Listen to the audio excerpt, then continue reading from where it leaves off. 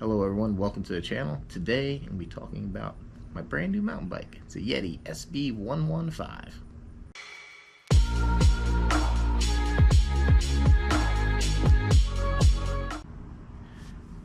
Hello everyone, welcome back to the channel. If you're new here, this is something new for me. I really haven't done much mountain biking content on this channel.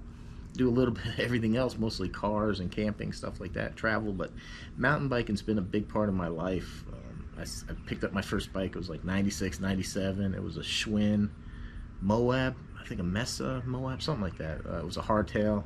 Then in 99, I upgraded to the S40. It was a full suspension bike, and I've been riding ever since. I have taken a break in the past couple of years, just things happen in life, you know, a lot of stuff. I'm not going to get into it, but, you know, I had to take a little break from riding, and now I'm getting back into it. And so just made a purchase here, this Yeti SB115. It is the C1 model, so it comes with the Shimano SLX components.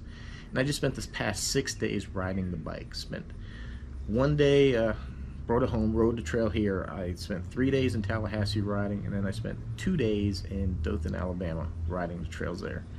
So while I'm no expert, I'm not a person that jumps off big jumps and does stuff like that.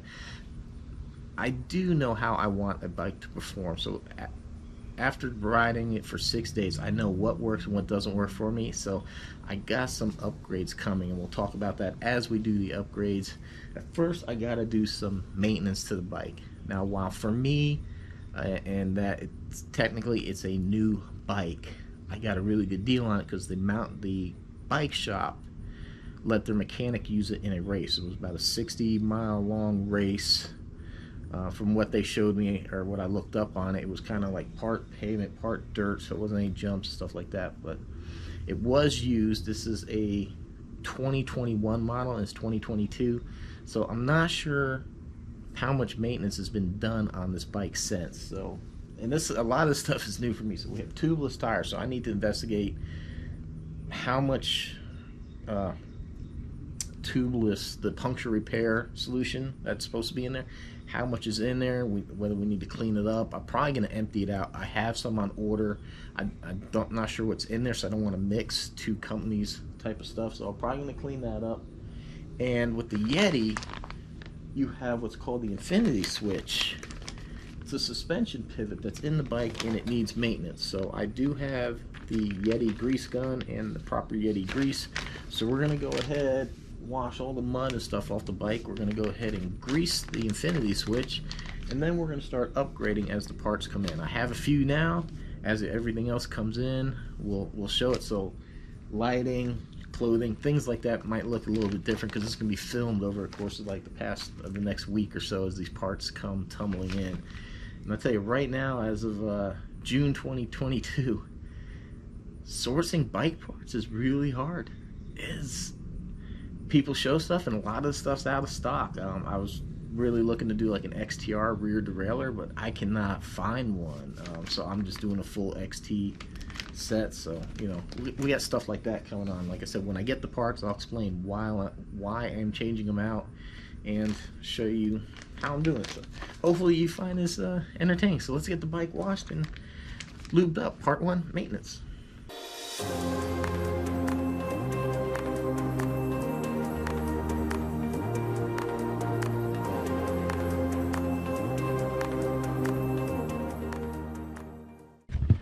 So behind this piece of plastic here is what makes Yetis unique. It's called the infinity switch, and I don't know, I've never, there we go, never pulled this out before.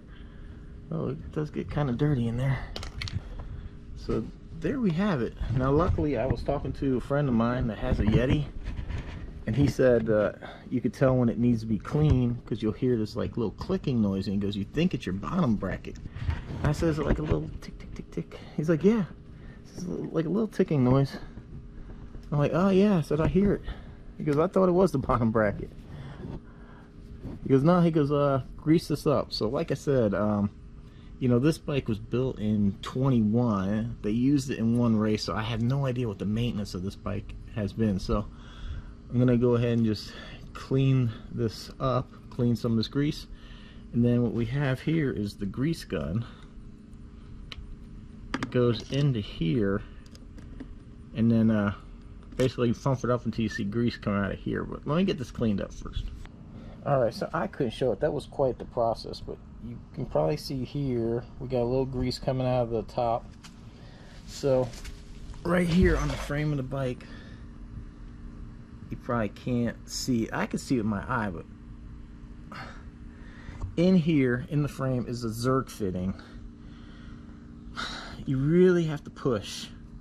You have to hold the bike and push really hard on the pump, and then the pump, you have to push really hard on the pump handle and do it very slowly to get that grease to start coming up. Oh, that was a learning process, but really didn't take much after I wasted a ton of grease because I wasn't pushing very hard, and I was pushing fast and it kept shooting out of the cap. And I'm wondering what the hell is going on.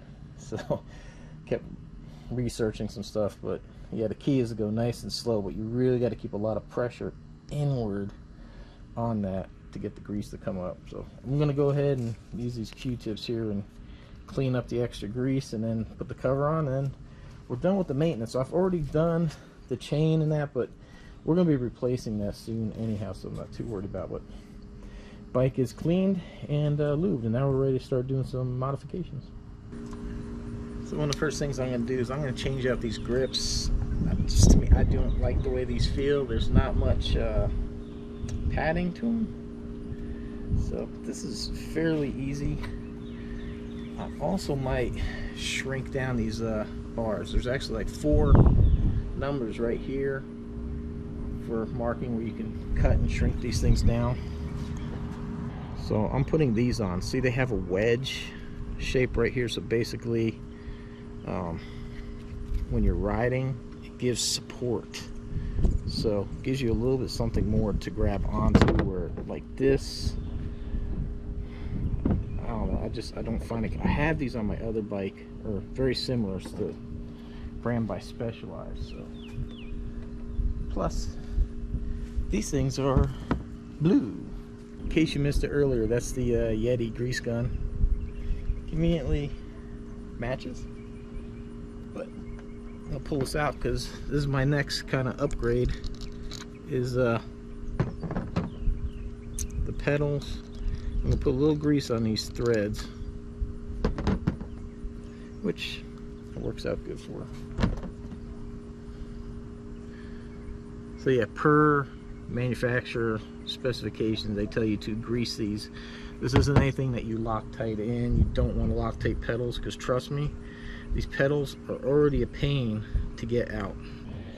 First 3 modifications done. I didn't show you this. I've actually been running this for a little bit, for a couple of rides now. This is a K-Edge, and what it is this is a mount for a Garmin. I actually took a little bit of a spill this morning, and I didn't lose the Garmin, so I would say the mount's pretty good.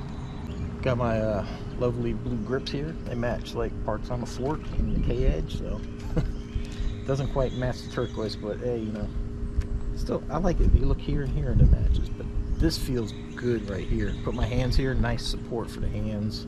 So it's just something, it's been bothering me riding the bike. My hands have been hurting, so we got that done. And then we got the pedals put on here. I didn't like the other ones. They were just like too big, and you kind of was hard to unclip. And I actually had almost the same exact ones on my other bike. They were a little bit more money because they're carbon, they're lighter. I just don't want to put too much money into this thing, but these are good pedals. They're by Time. So there we have it. That's the first 3 modifications.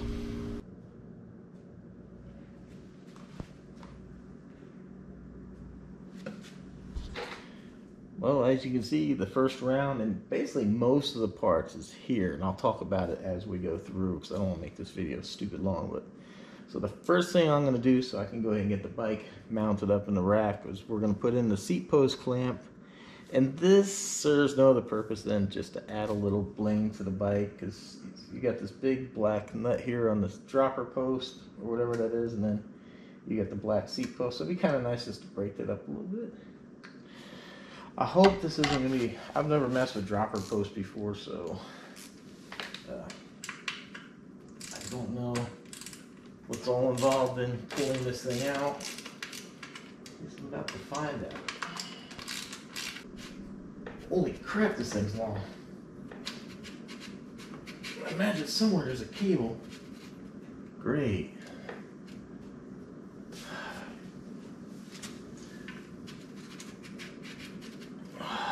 Tell me I gotta take this thing off.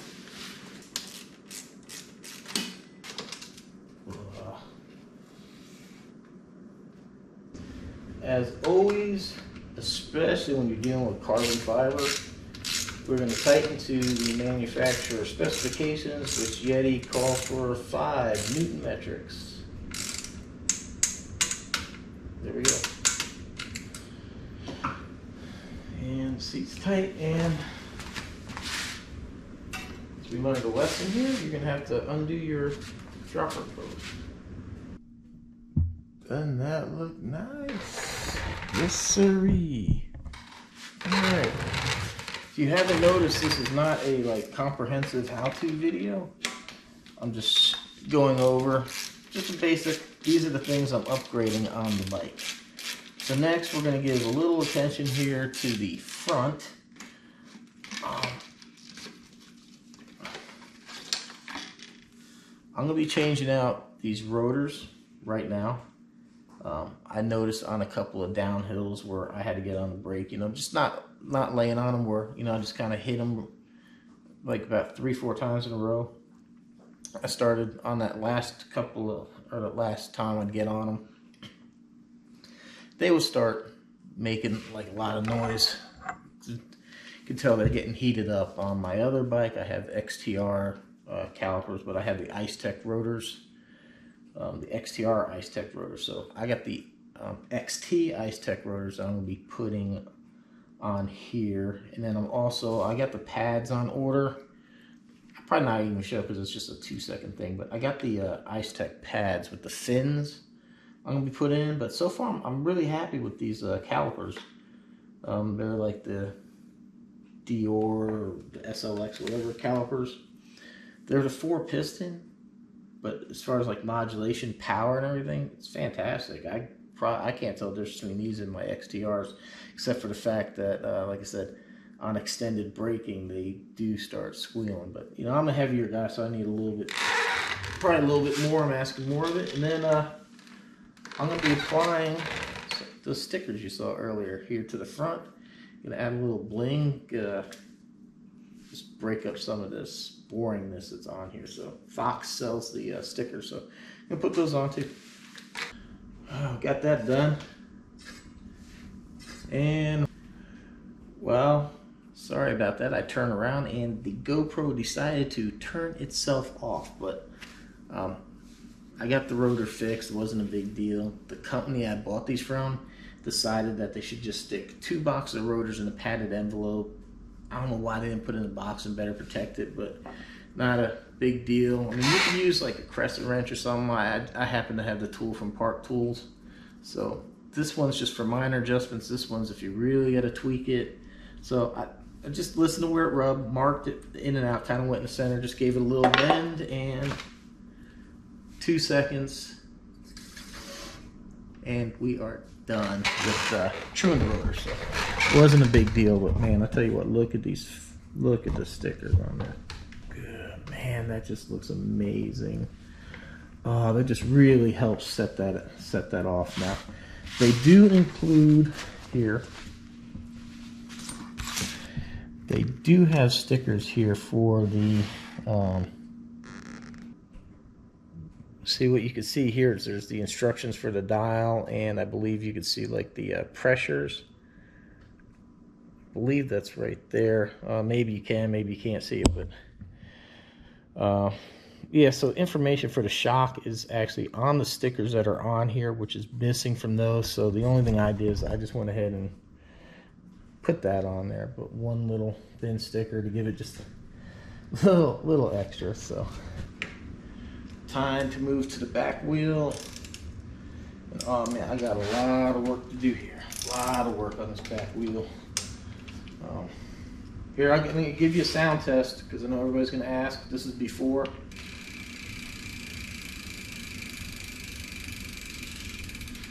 So what I'm doing back here is This has a what they call a 3-pawl system. So there's like 3 pawls that engage. That's what you hear clicking. Unfortunately, like there is such a, do you see how much movement there is before this engages? It should just be like minimal, but this thing, that's all I hear when I ride. Every time I go pedal, I hear bang bang. So they sell an upgrade kit to convert it to the ratchet style system. Now, unfortunately, this only gives you 15 teeth of engagement. I don't know why they do that. If you're going to go through the trouble of upgrading this, it's because you want this thing to really engage. So then you have to go get the other package, which includes these teeth here. And that's what makes the ratchet right there. But this is a 54 tooth engagement. Both of these are about the same price. It's ridiculous what they charge for 2 little gears right there. So we're gonna do a hub upgrade. We're gonna switch this out, and I'm gonna be putting a new rotor on this side as well, and changing out that cassette. And then while the wheel's off, we're gonna go ahead and throw on that new rear derailleur, the XT. All right, I'm gonna explain what's been going on. I've been spending the past 3 hours working on this wheel to do this conversion. So everything goes straight forward until you try to get this ring out. This is what your 3-pawl, and I know the lighting's horrible, but sorry. So that's what actually makes the ratchet. Okay, so you gotta get this thing out of the wheel. I heard plenty of people say take a cassette tool, and you could take the square part, and so no luck with that. So I figure, okay, I'm gonna go to a local bike stop. But first, let me try my hand at this quick link. I've never had a chain with quick links. I've always just popped out links. I've had master links before, but they're different. These quick links are weird, the way you have to squeeze them. I have a tool, it's coming, but I didn't think this would be a problem. I thought I could just squeeze it with pliers.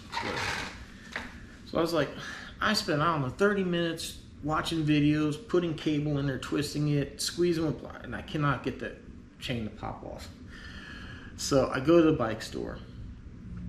They don't sell that, so I still have to tackle the chain. He's like, damn, you have the new hub. So his tool didn't fit, and I told him, I was like, man, I saw these videos where people use the cassette tool and they use the thing. So if you look here, it does fit very nicely. I know the lighting is horrible, but yeah, you can see there it fits on there nicely, and it falls and hits the ground too. So I finally got that out. So now we're just trying to put the same back together. Now you have to put the bearings back in. You have an axle here, which complicates things. So I had to find a socket, I think it was a 13/16 to sit in here and drive that bearing all the way back in here. You can see the axle sticks out just enough, Well, that doesn't even really matter. I was thinking I could use a seal drive, but the bearing's in here. So, whew. And actually I initially got the new piece in there, and then I had to go take it back out because I didn't have the axle in place, and there's a little washer that's supposed to be in there, and it got out of place and I tightened it. But so this is kind of what we're changing to. Instead of that system there, you have these, which are 51 teeth. These are your ratchets. They click together like that, and then they go in this hub like so, and then they engage. Very similar piece, same like type thing, but there's it's a little bit different. So this cost me a run to the bike store, and now I still got to fight that chain. The chain's going to come off. I'll take the chain breaker and push a pin through if I can't get that damn link. I don't care. I was just hoping to keep the chain in one piece. It'd be good to have it as a spare, as a backup, because you never know what can happen. And if I take one link out, so there's the update. Do you see something different here? That mailman just came, and I had to throw this on here really quick. Look at that. Oh, look at that. Man. All right, that serves absolutely no purpose other than it just looks badass. Right, still working. I did get the quick link figured out. I did get it popped off. I got the chain, cut the length, and I'm about to get this derailleur put on.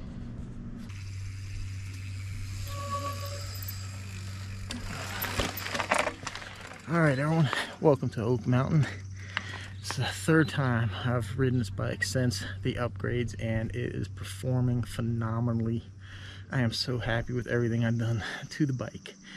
And after today's trail, I'm gonna do one more upgrade, but the bike is complete. So let me just take you over and show you everything I've done. Start here. I have some wolf tooth alloy ends. My first ride out with these grips, I smacked or rushed against a tree and lost a plastic piece. So I put those on. I upgraded the grips. I like these. They have the wings. This gives me a little bit more support. XT, replace the shifter.